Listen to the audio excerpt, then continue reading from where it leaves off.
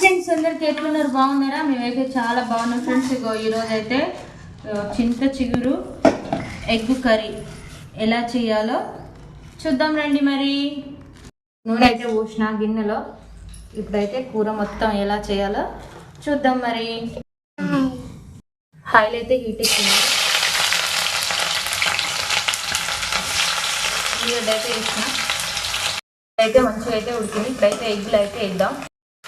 మేమైతే 4 ఎగ్స్ అయితే వేస్తున్నాం.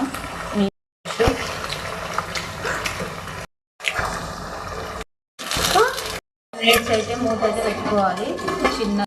ఫ్రెండ్స్ చింత చిగురు అయితే ఇట్లయితే బాగా నలుచుకోవాలి. ఇట్లా పొడి అయితే కావాలి ఫ్రెండ్స్. ఎందుకంటే ఎగ్ అయితే పొయ్యి మీద పెట్టినాం కదా, కూర అయితే అందులోపల అయితే మొత్తం పొడి లాగా అయితే చేసుకోవాలి. ఎగ్ అయితే మంచిగా అయితే ఉడికింది.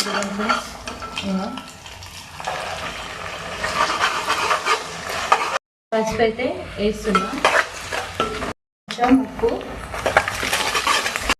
అల్లం వెల్లుల్లిపాయ అయితే వేస్తున్నా,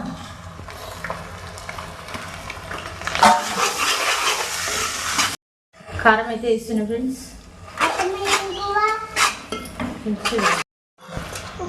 కొన్ని వాటర్ అయితే వేస్తున్నా, ఉప్పు అయితే వేసి కొన్ని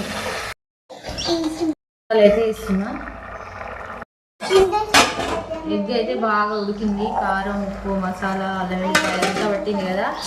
ఇప్పుడైతే కూర అయితే పొడి అయితే వేసుకుందాం. చూడండి మొత్తానికి అయితే ఇట్లా నలిచేసినాను నేనైతే.